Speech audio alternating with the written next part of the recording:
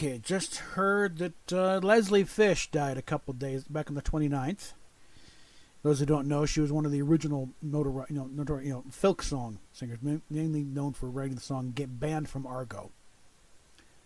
Actually, requested that she got sick of singing after a while. Other people would say it's not a folk song party at a convention unless somebody brings in "Banned from Argo." Let's put it that way. I got the music around here somewhere. In fact, there's at Starfest, or maybe in StarCon still, but the group I knew was starting to do a folk song thing, and I brought it in. They hadn't heard of it. But down the crowd knew it. I got up there and the usual "Banned from Argo, everyone," the whole thing nuts.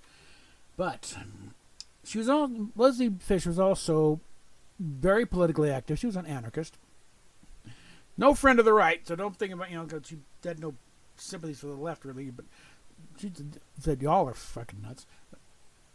She had several things to say about the whole trans thing. There's one. One thing is like transphobia does not exist. Okay, phobia means an irrational fear, and nobody fears a transphobia.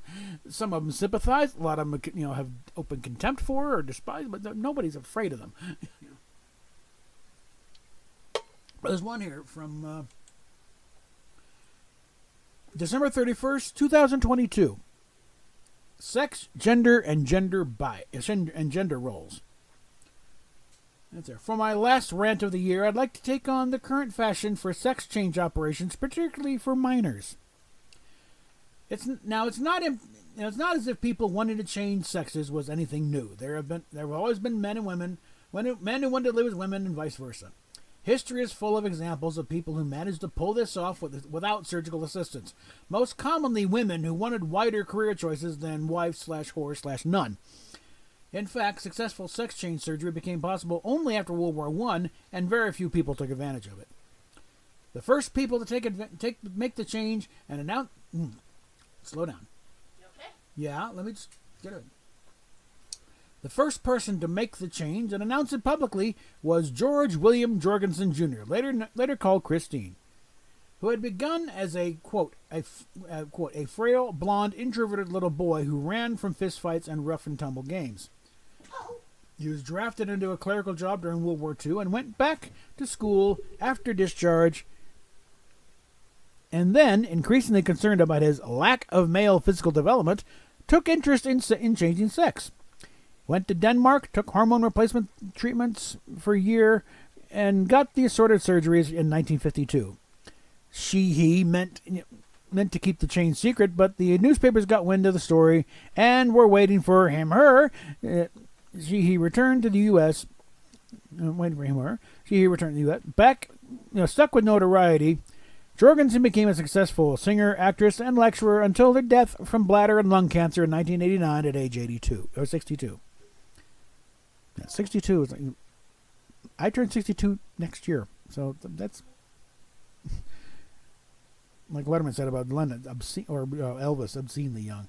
But despite Jorgensen's lecturing and the sexual revolution of the 60s, and the assorted lawsuits and political and cultural upheavals of the 70s, 80s, and 90s, the number of people applying for gender reassignment surgery remained vanishingly small. Only when internet social networks really took off in the 2000s did gender reassignment become popular, particularly among children and their parents.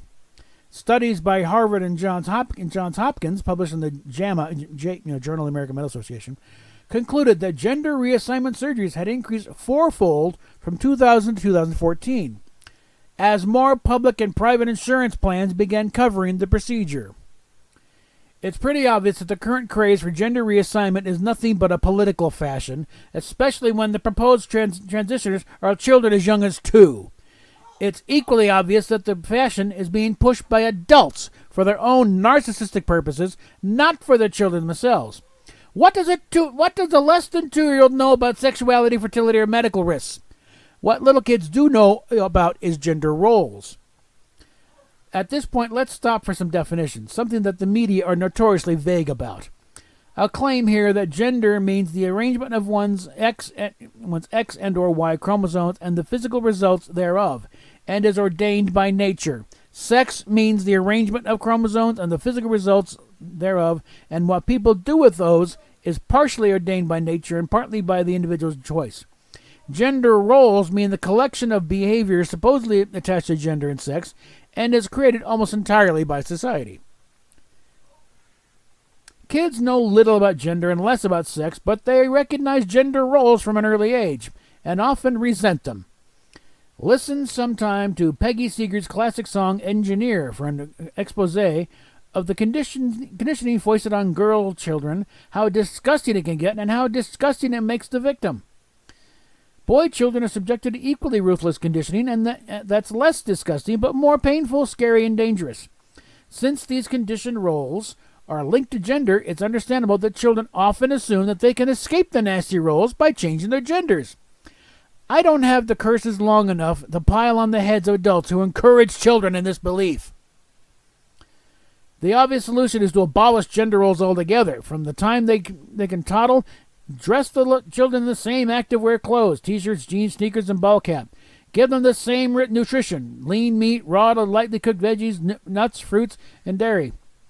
The same toys and exercise training equipment and education expectations, and let them choose for themselves which characteristics they want to adopt. So what if little Susie is fascinated with wrestling and Billy loves playing with dollhouses? Let them follow those interests and develop their skills as they grow up. There are women wrestlers and male architects making decent livings, you know. When male and female children, not to mention adults, are treated the same, the idea of changing genders will lose its appeal. Until that solution becomes common, we can at least forbid gender reassignment treatments and surgeries to minors and forbid insurance companies to pay for such. Anyone who is really seriously transgender can prove it by growing to adulthood, earning a living in their original gender, saving the money, and paying for the treatment themselves. Above all, stop giving exhibitionist neuroses the backing of the law. People with male plumbing must use male plumbing bathrooms, no matter how they're dressed. People unwilling to be called he, him, his, or she, her, hers pronouns will be called they, them, their when nothing else. People applying for jobs should be accepted or not purely based on the grounds of their abilities and experience. People whining about transphobia should be politely ignored. People using the infantile trick of insisting, give me what I want or I'll kill myself and then you'll be sorry, should be laughed at and told nobody will be sorry. Anyone that weak, whining, demanding is of no use to the human species or the planet itself, except as fertilizer. To end the craze for transgenderism, simply stop feeding it.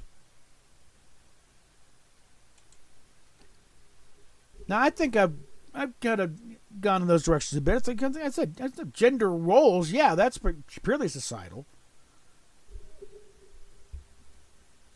But that has nothing to do with what you actually are. Indeed.